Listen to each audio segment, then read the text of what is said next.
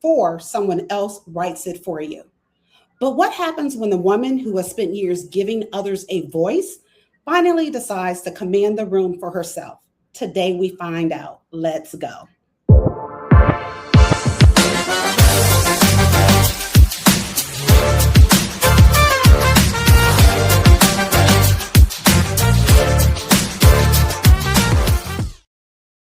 Welcome to Women of Color Live, the live version of Women of Color and Intimate Conversation, a top 20 women's empowerment podcast. We center and empower women of color. We also have a community for Black women 50 plus, the Dream Lifestyle Collective. Shout out to the production team at the Leon Thomas Group. Today's guest is Demarra West, a trauma responsive therapist, well-being steward, social entrepreneur, motivational speaker, author, and founder. She is also a returning guest, having joined us in November 2023 for Harnessing Power and Finding Purpose as Women of Color. Now, this month, we're launching our July series, the Present Series, Command the Room, Own the Narrative. Demarra, welcome to Women of Color Live. Deneen, I am delighted to be back in sacred space with you. We always have a time. And I can't believe that it's been 2 years, right? At 3 years nearly since we were in this space together. So thank you so much for having me. It means a lot. Yeah, absolutely. And, as we were talking, so much has happened since we last saw each other, which was about 2 years ago. And so definitely so much has happened since we, first connected like 3 years ago. So just kind of like working backwards, what's the most pivotal thing that has happened since you were on in 2023? Oh my gosh, I have to pick one, right? So many things as we have talked about. But I will say the most pivotal moment for me has been writing my book, to be really honest. My latest book, Love Will Liberate, which took on a life of its own. When I started this journey, I did so under the premise of some of the things that I was seeing in the dating world, right? The ups and the downs of it. And then I really got to understand through my research and through the things that I was being drawn to during this period that the book was so much bigger than that. And it was really about relationships across the board. And it's allowed me to face myself in ways that I've never knew that I needed to face myself, and has opened me up to being able to love in a very, very profound way, starting with myself and, of course, permeating outwards. And so there's so much more that I can say. But I'll just leave it at that since I had to pick one, sis. You're right, you did. But we can talk a little bit more about that one. But I love that you say that that's what the book is about. Because what we kind of talked about last week, and I've mentioned several times, is that I have a relationship counselor. So she would probably love, your book, and definitely need to highlight this episode for her. But working through things, whether it's trauma, whatever the situation is, just what's blocking or keeping a person from having a relationship. Right now, it's us. It is definitely us. But what about us is keeping us from that? So I'm sure you dive into that in your book. Absolutely. I love this question because so oftentimes we move through life thinking that people are just coming in and they're harming us, right? Like, why is this pattern persistent? And any persistent pattern that we have is giving us an opportunity to look at ourselves, because, the first time that somebody does us harm, it's on them. The second time, it's on both of us, essentially. Yeah. And so what gets in the way, essentially, is non-secure attachment and trauma. So our first sense of who we are comes through our caregivers. So the ability to know thyself, the ability to understand that we are lovable, that we're funny, that our voice matters, all of these things come from our caregivers. So even if we didn't come from trauma, essentially, let's say that you grew up in a household where even like financial resources were plentiful, but you weren't able to share what your emotions were, right? You were silenced in the midst of those emotions. Then you're going to tell yourself subconsciously that your needs and your wants don't matter. And so what happens is that individuals that were once children, right, they become adults, and whatever we don't face, we can't heal. So many of us are walking around with these emotional wounds, right? That either cause us to feel like we have to be on an island, right? We can't get too close to people. Yes. Or we are so wide open that we allow everything to come in, which puts us in a position to be susceptible to harm, right? And so I do believe that people can help us to be the pathway by which that we love ourselves. But I think that the most sustainable pathway, and what the research shows, is that starting with loving ourselves and curating practices around this is the reservoir by which that we can attract the kind of love that we're worthy of.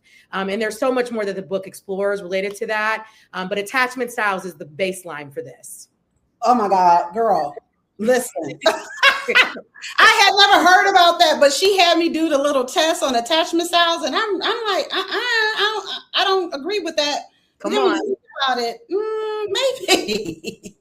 maybe. Yeah. But listen, okay, so those who are watching, we want you to engage with us. We want you to get in those comments, ask questions, drop comments, put WOC so we know you out there, put Dreamer if you're part of the Dream Lifestyle Collective.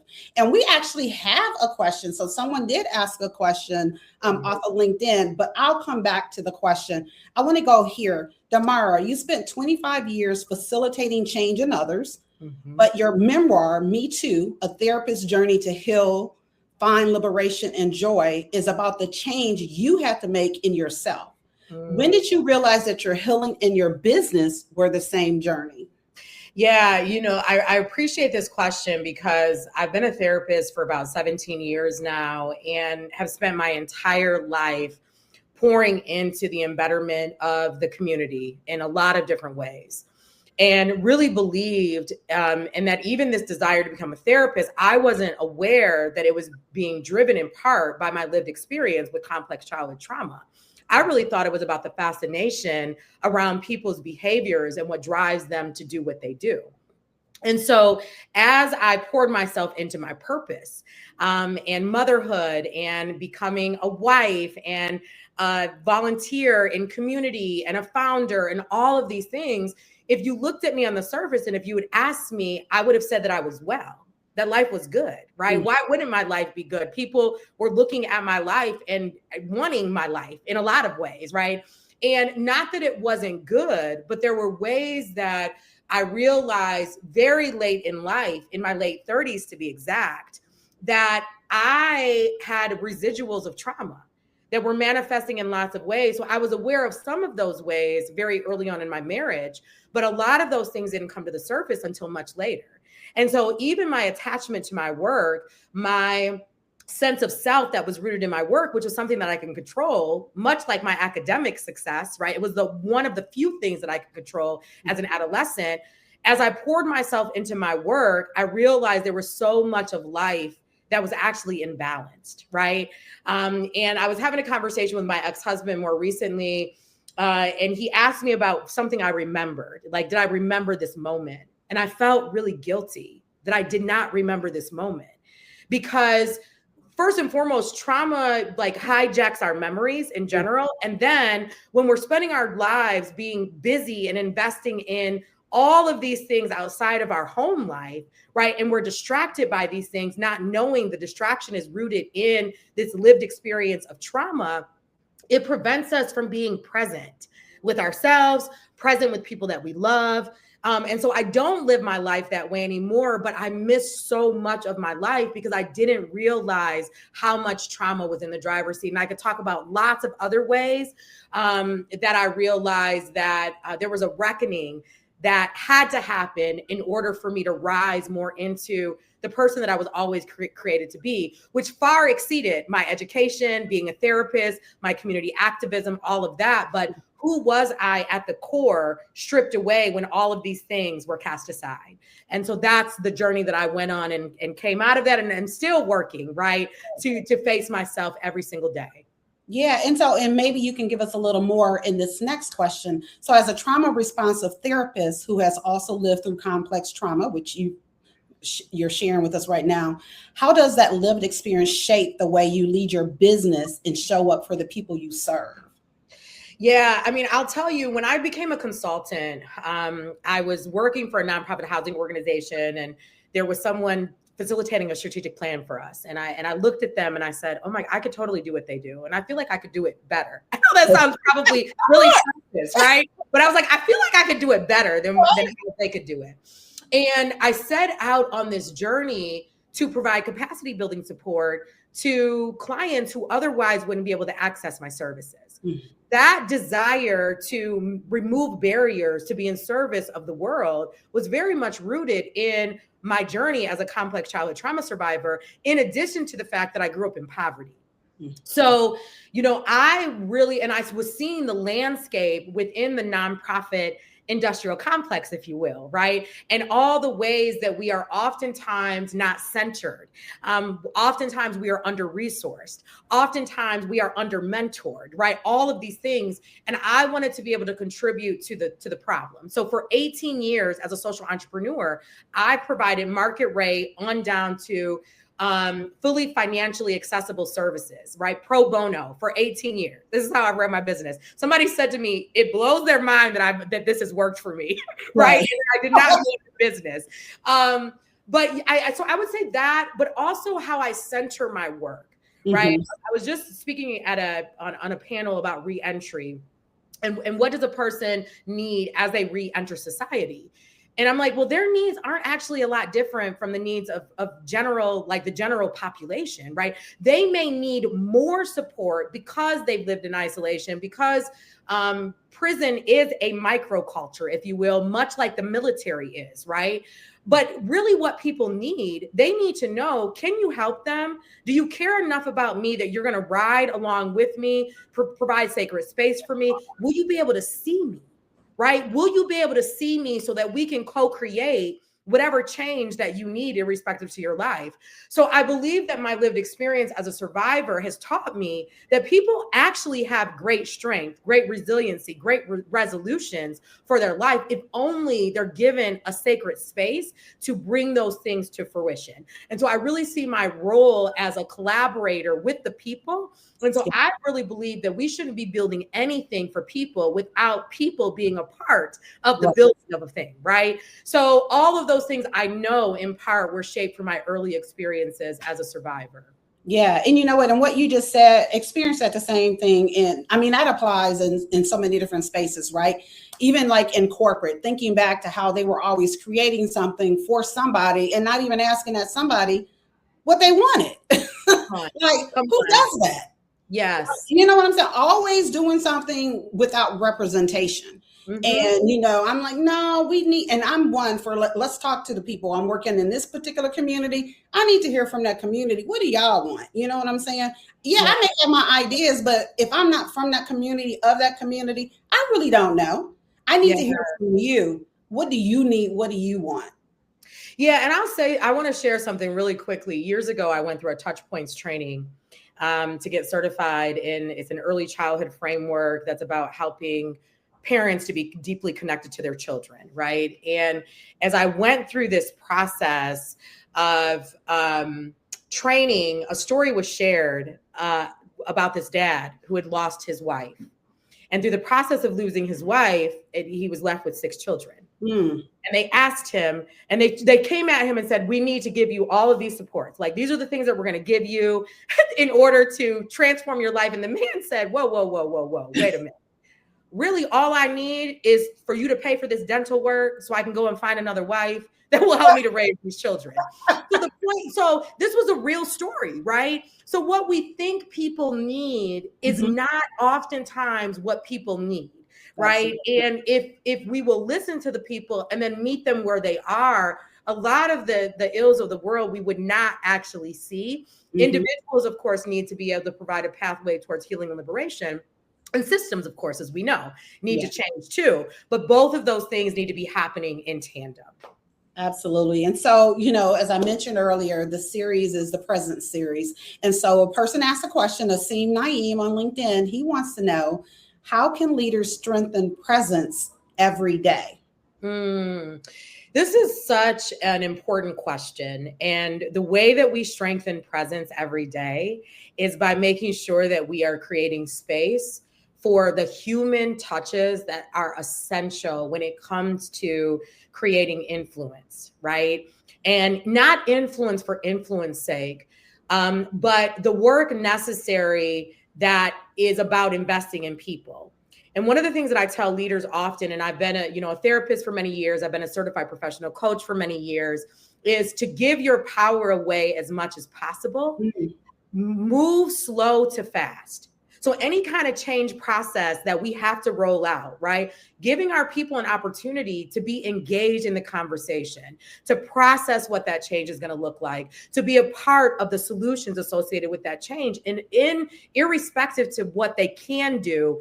But then also simply at a baseline level, just taking time to get to know our people and to be with our people. And it's really about leading with our hearts, essentially.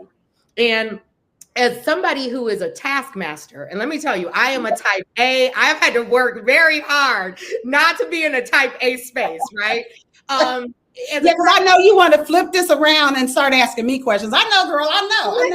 Listen. Okay. And so the way that I counter my type A is that I have to pause a lot. Right? So instead of going right into the action, because I'm doing the action because I want to do good in the world for the people. But if we move too quickly, then it leaves the humanness behind that actually creates the kind of influence and followership that is unparalleled to position, right? And we want to be able to lead in a way that people can see our humanity so that they too can show their humanity. So even being able to say at times, I don't know the answer to something, or I'm really upset about this thing too. Or, I'm like, this is what's going on in the world right now. And this is what's showing up for me. How is it showing up for you? And I'm not saying to the detriment of the work, but if we move too quickly and we bypass the ills of the world, both in our individual lives and also what's happening in the external world, then we miss an opportunity to also be as productive as we can be, right? A part of this, the human case, is also the business case, right? So I'm sure we could have a whole episode on this, sis. Girl, we could, because you know what? So I want to tap in on two areas. One, when I led teams, I would do what's called getting to know you. So I would do a one-on-one with each person. I share some things about myself, professionally, personally, encouraging them, modeling for them to do the same. And that gave me an opportunity to learn more about them, what motivated them, what drove them, right? And then I would tap into that on a daily basis, because the work that they were doing was work that was really just paying a check. It wasn't work that, oh my God, I wake up and I jump for joy to go do this thing. It wasn't that type of work, right? So I needed to learn what drove them and then find ways to bring more of that into the workspace and remind them on those days when they're like, oh my God, I just can't. No, girl, you can. Because remember, look at that vision board that, we did. That's right in front of you, right? Mm-hmm. Another one. Oh my God, I lost it. Oh, it was so good. It's going to come back. And what I'll say too in connection with this is that as a leader, a lot of your time should be invested in your people. Yes. And so oftentimes leaders aren't leading, right? And part of presence is showing up, right? Mm-hmm. Keeping the time commitments, being fully present, not jumping right into the task at hand, but spending a little bit of time with that relational aspect. So I just wanted to add that to all of the wisdom that you were imparting, that simply investing in your people on an ongoing basis is one of the ways that you can create presence as well. Absolutely. And then that's leadership. That's what leadership looks like versus managing. Yes. Right? Some people are managers. They're not leaders. Mm-hmm. Mm-hmm. Yeah. Big difference. We might have to do a whole show just on that, Queen. Right, exactly. All right. So for the woman who has been holding everyone else together, the clients, the community, the family, what does it look like to finally build something that is fully and unapologetically hers? And hold that thought. We'll be back after this break. I've been doing this work for a while, building, credentialing, showing up week after week for women of color, and more recently for Black women 50 plus who deserve a seat at every table in every room. And I want you to know the rooms are getting bigger. This year, I walked into the Black Enterprise Women of Power Summit as credentialed press. I was accepted as press in the room at the Millikan Institute Global Conference, one of the most prestigious gatherings of global leaders on the planet. I was also honored as a Leadership in Action honoree at Career Master. And I finished in the top 5 in my category in the National Entrepreneur of Impact competition. And I'm not waiting for permission to be in the room. I'm building my way into every one of them. And the next phase, already in motion. DreamCon is confirmed. And I'm going with the intention of interviewing my dream podcast guests. Who do you think it is? Drop it in the comments. And we're still waiting on Roots Picnic, BET Cultural's Biggest Week, and Essence Festival. Credential press at the marquee cultural events of 2026, bringing those conversations directly back to you across my social channels. And if you're a Black woman over 50 who is done settling for the life you thought you were supposed to have, who is ready to dream boldly, decide intentionally, and drive your vision, there's a community built specifically for you, the Dream Lifestyle Collective, where we don't just talk about the dream, we live it. All right, so here's how you can be part of what's building. Watch and subscribe on YouTube, where we have new conversations every Thursday. Listen and subscribe to the top 20 women's empowerment podcast, Women of Color in Intimate Conversation. And if you're ready to join our community, come inside the Dream Lifestyle Collective. And if you're a brand and you're ready to be in a room where women of color conversations happen, and more specifically where Black women 50 plus gather, become a sponsor. The vision is already moving. Catch up to it. All right, welcome back to Women of Color Live. We are talking presence, healing, and building a business on your own terms with Demarra West. So before the break, Demarra, I asked, what does it look like to finally build something fully and unapologetic, yours? And what does that look like? Yes, I love that. And your video that was displayed prior to us jumping back in on break, prior us jumping back into the conversation, I think is such a beautiful display of what it looks like. And giving ourselves permission to be all that we were curated to be. You know, I have a friend of mine who oftentimes says, Demarra, why do you take off your crown when you go into certain spaces? And I carry that with me now like a badge of honor, because what I know to be true is that it does no service to me and to other people for me not to be in the fullness of my power, for me not to wear my crown, for me to deprive myself from building the thing that we know that we've always wanted to build, and maybe even have not had the courage to say it or admit it to ourselves, right? So part of what we do is we have to recondition ourselves to see ourselves the way that Creator sees us, right? And it's about the stripping away of all the ideas that we've taken on from the world, all the lies that have become our truths that have prevented us from living our life courageously, fearlessly, and with a sense of conviction that this is who we are and it's okay, right? And not only is it okay, it's the right thing for me to be exactly who I am and for me to curate this thing that I know that I was put on this earth to curate. And part of that starts, of course, with just the knowledge that it's important for us to do it for ourselves. But after it's all said and done, it's also really important for the light that we're meant to share with the world. So, this whole idea that, you put your oxygen mask on first before you're in service of others, I understand the rationale behind that. All right. We can't give from, a cup that is, not full. But I don't think that's the right argument. I think the right argument is really about, first and foremost, we deserve to be well. And if I am well as a result of making this bold move, because purpose and passion is actually the second highest vibrational emotion that exists. So by virtue of you standing in your power, you getting access into rooms, all of this is connected to why in part you've been put on this planet, right? And as we do that in itself gives us strength, right? For us to live a life that is as fully as it can be, but we have to be willing first to curate it for ourselves. And no amount of money, and a lot of times it's like we're waiting for the right opportunity, the right timing, the right person, but the reality is that we don't have to wait on anybody. If we have convictions about something that we have are supposed to do in this world, we can be rest assured that as we do it, as we put one foot in front of the other, universe, source, God, creator is going to create the pathway for us to do it. Right. But we have to first say yes to ourselves, regardless of the number of times that we said no, or the number of times that people said that we weren't capable of doing a thing. Absolutely. And so what I want to pull out from that, because I definitely am one that says, put your mask on first, but I love your ad. Make sure you're well.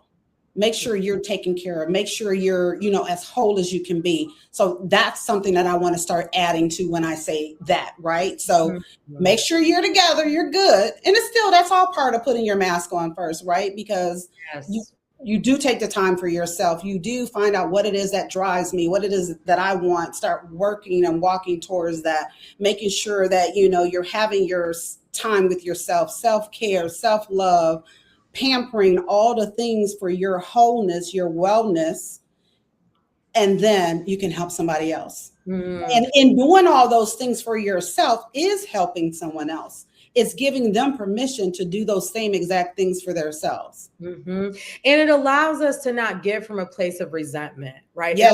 It allows us to give from a place of joy. And the reason why, of course, and I want to just preface this, that oxygen mask, depiction, it can be problematic, because if we're telling people to only be well so that we can give to other people, that's actually not the right message. Like, be well so that because you deserve wellness, right? And of course, because we were put on this earth to take our well-being and permeate it outwards to the world. We're not supposed to keep it here. We're supposed to take it here. And the way that we do that in the most sustainable way is constantly centering our own well-being so that we can give from abundance. Absolutely. And get out of the mindset that you're being selfish. If you want to call it selfish, whatever, that's fine, but it's about taking care of you. So it's changing, reframing that language, centering yourself for your wellness. And it really boggles me that we have come to, somehow we have taken on this ideology, as you have said, that it's selfish. What is selfish about caring for ourselves? Right? What's selfish about picking up a book and reading it? What's selfish about grounding outside, taking in nature? What's selfish about this? I really want us to unpack this, because at the end of the day, we've got to debunk some of this old ways of thinking in order for us to just do what we were naturally created to do. And what we were naturally created to do is to care for ourselves, right? Absolutely. That's our natural state. Now, who said I have to come and take care of you when I'm dying? You know what I'm saying? I'm on my last leg, but I got to come take care of you first? Absolutely not. We're both about to die. Come on now.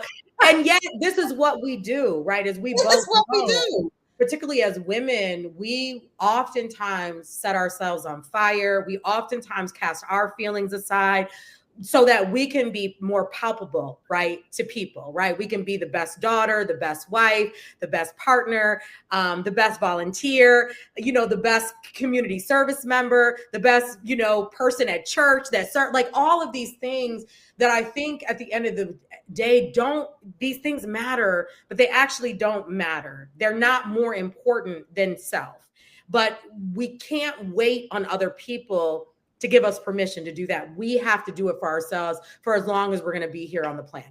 Absolutely. And I love that you said that we don't need to wait on permission from others, because that was one of my standard questions. I asked every single episode about what permission. And so many of the women said none. We don't need permission. And so I kind of I need to pull that out, because we don't need permission, right? We don't need to wait for it. We become it. And when you become it, everything rises to meet you. And that's part of the dream lifestyle standard that, we talk about and we work towards. Yeah. So what does building a business on your own terms actually look like in practice, especially for women of color or Black women who have been told to specialize, to pick one lane, to shrink, as you mentioned before? Yeah, this is an important question, and I'm gonna answer it a couple different ways. First and foremost, when we think about the most successful people in the world, right, people that maybe we aspire to be, they do not have one lane. They have multiple lanes. They have multiple ways that they make money. They have multiple ways that they that their impact is made in the world. So we are not meant to have one pathway. Now, many of us get stuck in a pathway, even though our natural design is to evolve. Right? We can choose not to evolve. We can choose not to heal. We can choose not to liberate. But if we're talking about our natural design, it is meant to change, right? Our personalities aren't meant to stay intact. Our thinking is not meant to be the same. We are constantly being invited in to shape shift so that we can keep rising more into ourselves. So part of doing the work that we've been called to do in a way that is right for us is first identifying, right, what is it that we want to do in the world? How do we want to do it in the world? And not necessarily even looking to some of the best practices. I do think it's important for us to read about best practices, what's worked for people, what are the promising practices that are out there. But I also think at the end of the day, when you hear about stories of success and how people got there, it's not always the way that we think that people get there, right? And it's not always in these traditional ways. And in fact, some of your most successful people in life have taken a very non-traditional route, right?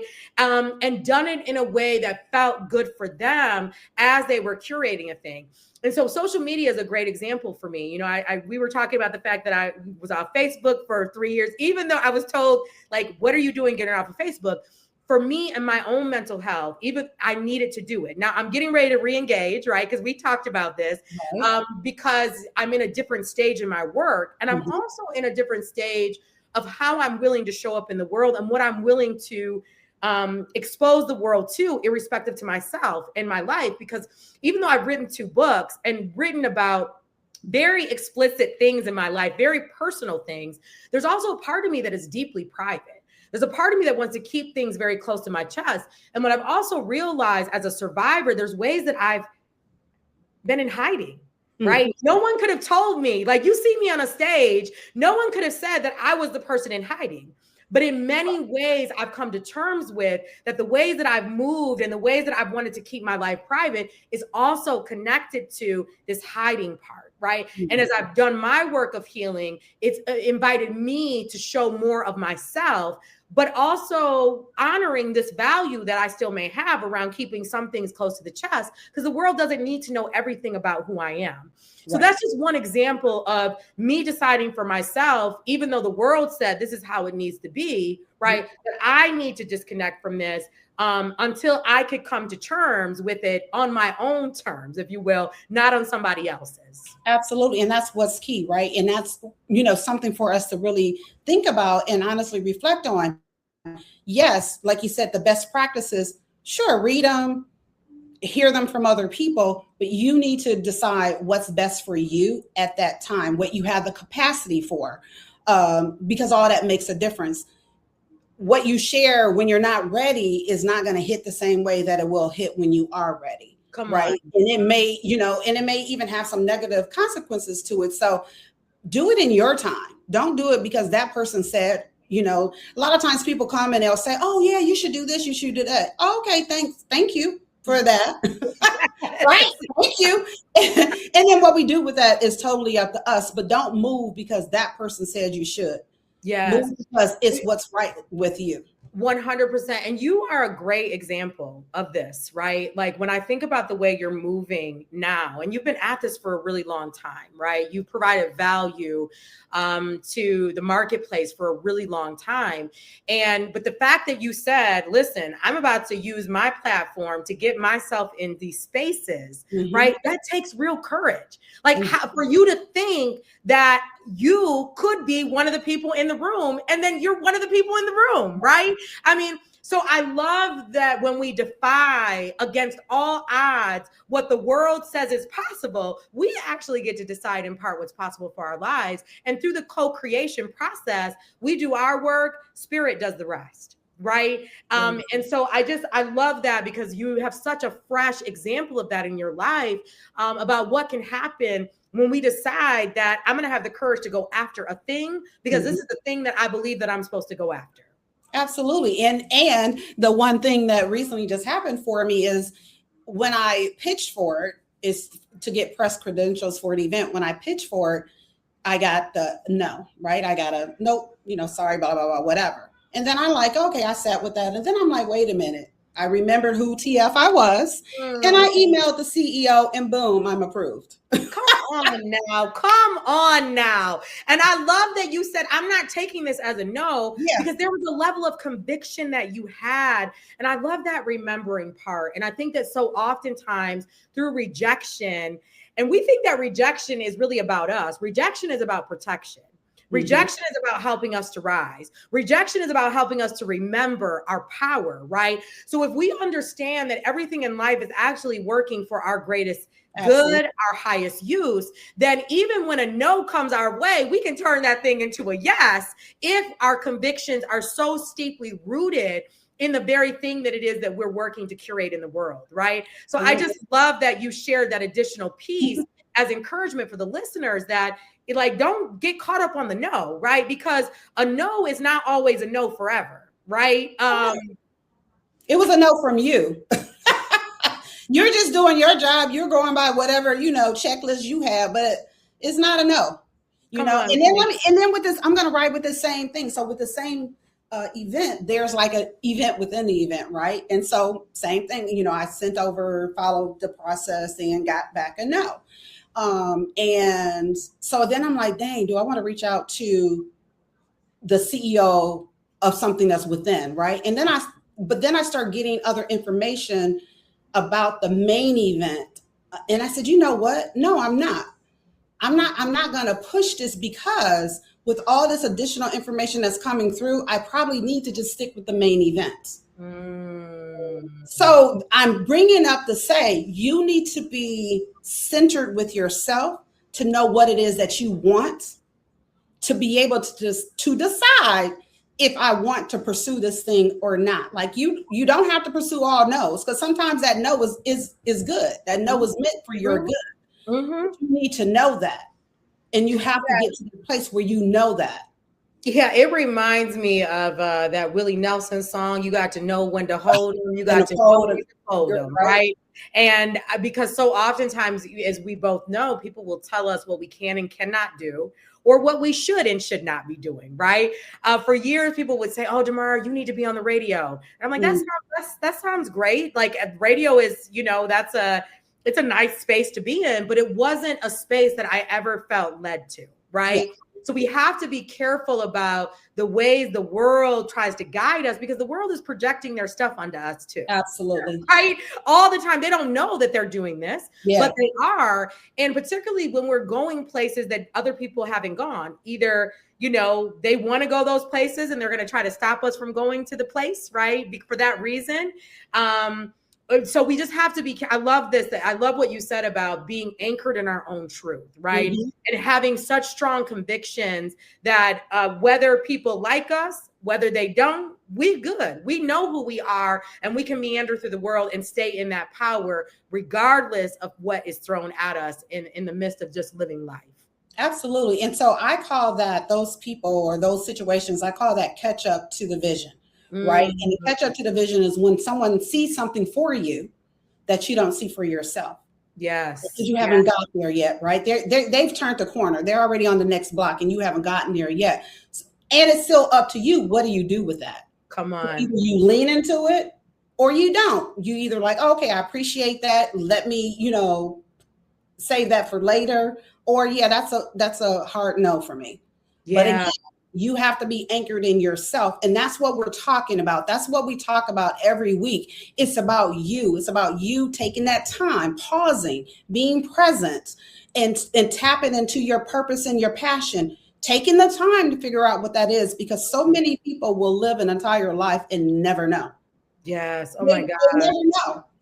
Take it to the grave. So many of us leave this earth not knowing who we are, and not having the courage to, and if we have the good fortune of knowing who we are, sometimes just not having the courage to live out loud. Right. Yeah. So many people, I oftentimes say that when people on their deathbeds, nobody is saying the money that they wish they would have made, the things that they wish they would have lost. Nobody's saying that, right? Like our biggest regrets are rooted in the ways that we loved and didn't love.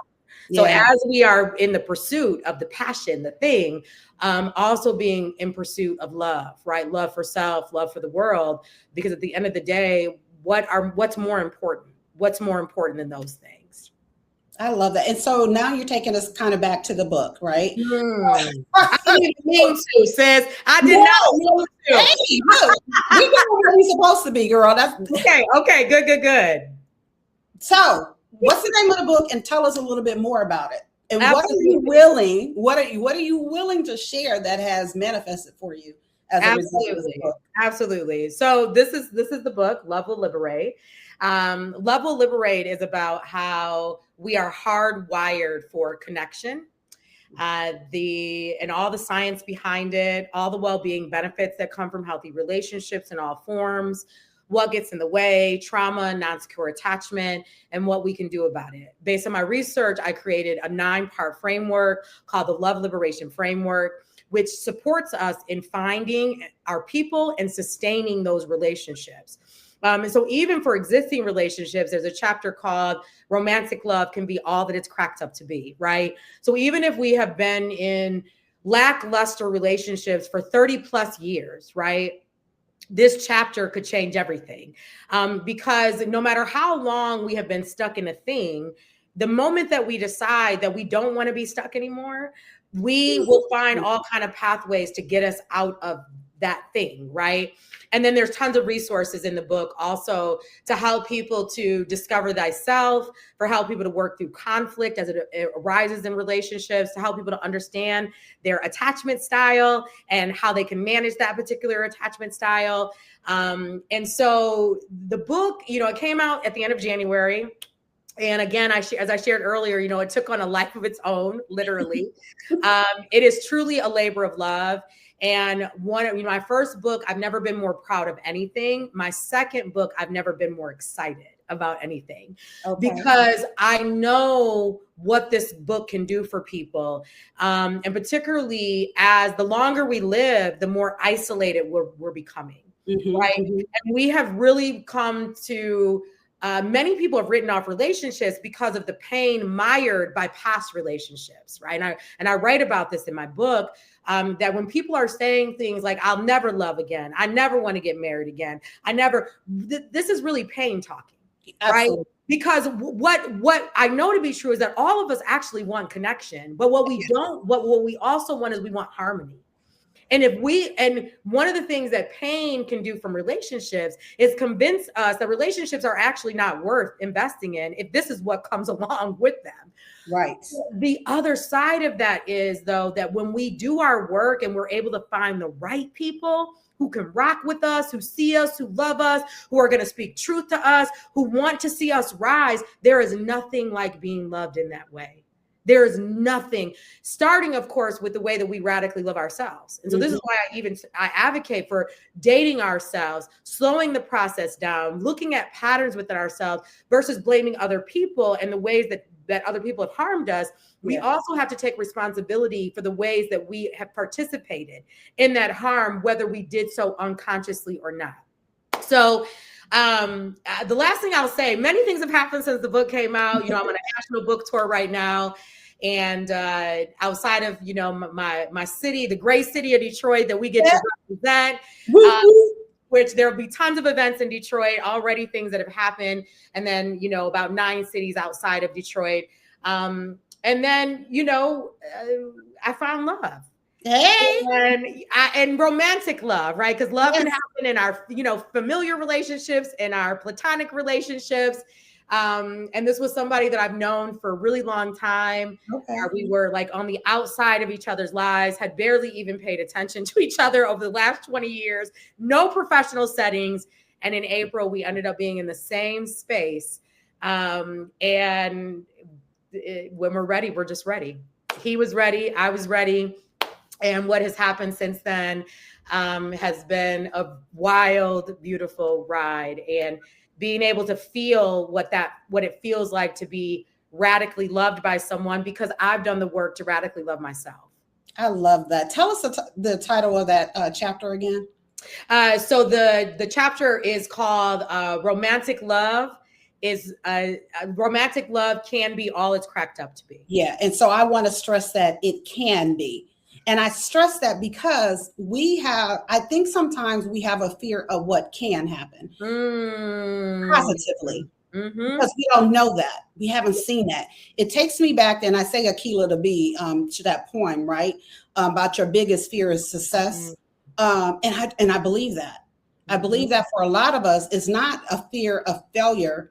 Absolutely it is. But I think that there's, with some of us, is actually that fear of success, that fear of that thing. And we don't know that. We don't know, well, how is that going to change my life? You know, when I get that thing, when I have that love, what is that going to look like? Now, do I have to be up under them all the time? Like, what in my life has to shift? What has to change? What do I have to give up? And that's why a lot of times we don't follow through on things, whether it's, you know, love or anything, right? Business, things that we've been talking about, professional career, because we don't want to put in that work. Girl, and I love all of the things that you just said, because that is real. You know, even in this relationship, I had to have some lots of moments to myself and lots of vulnerable moments. Like, oh my God, we're doing this. And like, oh, you want me to be your girlfriend already? Like, are we moving too fast? Like all of these things, like, how do I make room for you in my life? I've been like single for the last 8 years predominantly. All of these things that really freaked me out. I'm not going to lie. And then I said, well, Demarra, this is what you asked for. Girl. Like, this is what you've been preparing yourself for. So all of this stuff that you're worried about, you're going to figure it out. Yeah. And the beautiful thing is that I'm with someone who allows me to just be and freak out, right? As I'm going through this and like, babe, it's okay. We're going to work through this. That reassurance, and that every time something like that happens, I know this is my person, right? Yeah. Because God sent me exactly what I needed to buffer me, right? This is about buffering me and all of these changes that are nearly taking my breath away, because it didn't look like I thought it was going to look. It didn't happen in the time frame I thought it was going to happen. All of these things. And then when it was here, it was like, oh my God, what do I do with this? I feel like I'm learning to walk again. Like, I'm going to be really honest. I feel like I'm learning to walk again, how to ride a bike, like all of these things. And in many ways I am, but in many ways, everything that I've done leading up to this point prepared me for this very moment. I love that. I love that. And I think, so Oren and I were on last week, and I think he said something about how, you know, when we make plans and how God laughs at our plans. I thought of that when you were saying it didn't look the way you thought it would look. We have to get away from, there's nothing wrong with having that vision. There's nothing wrong with doing vision boards and putting up the things how you want it to look. And at the same time, be open to how it's supposed to look, how it's supposed to be. This is so good, because the real magic, and we know people who have manifested based on that specificity. Let me be really clear. Like when you hear Viola Davis's story and her husband and how she conjured him, it happens. But I don't actually think it typically happens this way. I think that we have control, but then God has control. Like I always say that we don't get to decide what the package that our abundance is coming in. Even our enemies can actually write checks for us. Even our enemies can open doors for us, because we don't actually get to dictate where our blessings are coming from. And so, you know, I had this moment where I said to him, I said, you know, I got to go back to my 28-point list, because my sense is that when I go back to this 28-point list, you are probably going to meet just about every single point on this list, which had nothing to do with this man's aesthetics. It really had nothing to do whatsoever with aesthetics, with age, with like his background, none of it. And so I talk about relationship visions in the book as a resource, because whether we're talking about friends or lovers or partners, husband, wife, it doesn't matter what it is. We get to decide what are the qualities most essential in the relationship. And then we can sit back and wait for that thing to appear, right? Yes. But if I had said I want, 6'2" football, like Viola did this, by the way. Viola did this, by the way. I only want this.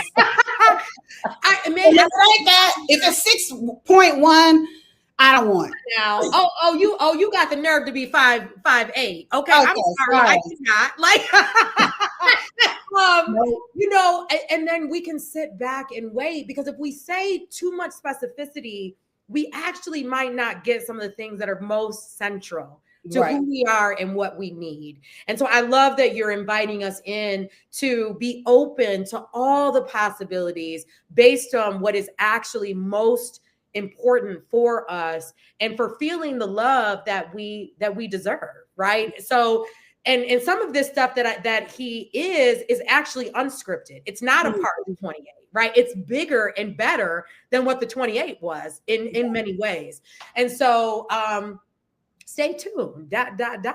And that goes back to what I was saying as far as when we plan versus God's plan, got what the universe has for us is always bigger and better, right? Because we have a limited, right? We have limited framework, knowledge, experience, etc. Right? It only fits into what we've actually experienced, whereas God, the universe, is infinite. It's much bigger and larger. So yes. You mentioned this before. You actually mentioned it before before we went live because of the panel that we were on, and you said the word a couple of times through the conversation, abundance. Yes. Let's kind of sit with abundance for a moment. What comes up?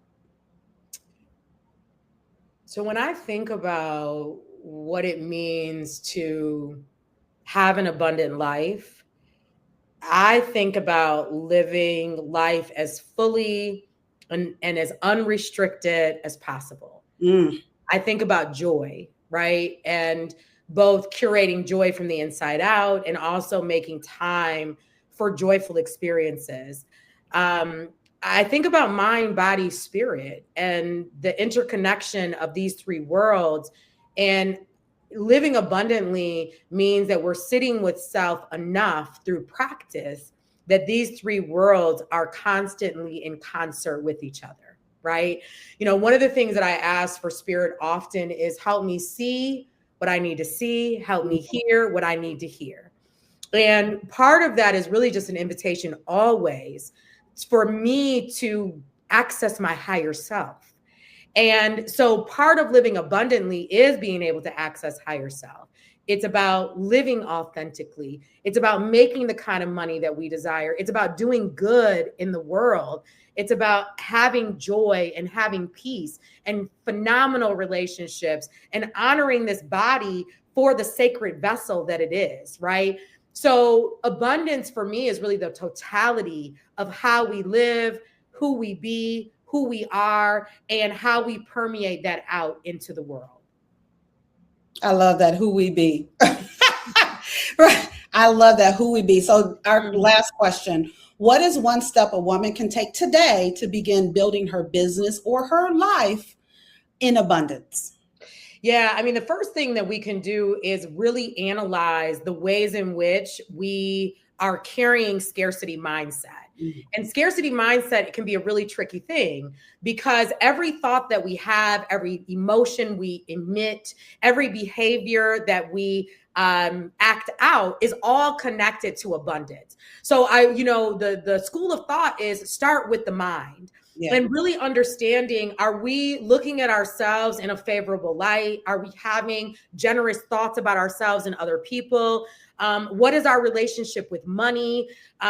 Do we really believe that all of this money is available? What are we going to do with all this money? Should we get it? Because it's not just for us. It's about doing good in the world.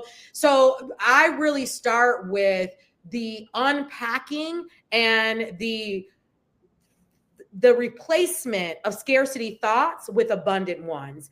I do this. I'm an instructor for the Black Entrepreneur Training Academy in Kalamazoo. As you know, that's my hometown, but I get to call the D. Like, that's my city now, right? My heart bleeds for the D. But I'm from Kalamazoo and I'm still on this training team for the Black Entrepreneur Training Academy. And I kick us off with abundance mindset, Why do we start this thing with abundance mindset versus the mechanics of business versus how you manage your finances versus like what your business structure needs to be? Because what I know to be true, particularly for a lot of Black and brown entrepreneurs, right? We are carrying around a lot of scarcity, which prevents us from taking the risks necessary to be able to build in the ways that we were designed to build, in that courageous way that we talked about, in a way that is on our own terms, essentially. And so if we are too focused on money as a pathway, it actually can serve as a blockage. So we have to understand the energy of money, and we have to understand that the energy of money is rooted in the energy of our thoughts. And so if the more that we can think in positive, we'll say positivity, the more positive thoughts we have about ourselves, about other people, about money, about what's possible. This is why not focusing on the ills of the world too much, not focusing on our problems too much, not focusing on our lack too much, because if we do those things, it actually lowers our vibration. Yeah. And we want to keep our vibration high. And we do that through our thinking. But then the foundation for it is also like being generous. There's certain behavioral principles that come along with living abundantly, right? So if we hold on to money too closely, then money is not being used as a way, it's regenerative. Just like our thinking should be regenerative, just like our lives should be regenerative. And so I would just start with analyzing what ideas we have about money, and then begin to root ourselves in abundance thinking using something simple as like affirmations, because a simple affirmation has great power to reframe our thinking. And if we can reframe our thinking by creating new synapses, then we naturally begin to orient towards abundance thinking, which of course then materializes through financial means and other kinds of means that make our life rich. Thank you so much, Demarra West. Thank you so much for joining us on Women of Color Live and coming back. Always a good time. Again, I will link the initial or the original episode so y'all can check that out as well. Also want to shout out the Leon Thomas Group for producing us every Thursday at 1 p.m. Eastern. And next week, we'll be back with Danielle Desir Corbett. She is a podcast marketing coach. And those who are in the podcast world, you would know her from Women of Color podcasting. She started that several years ago. That was like her voice was the only voice that I really was following in the podcast world. And so next week, we'll be here together. So thank you so much again, Demarra. And congrats on the love that you've manifested. And see you all next time.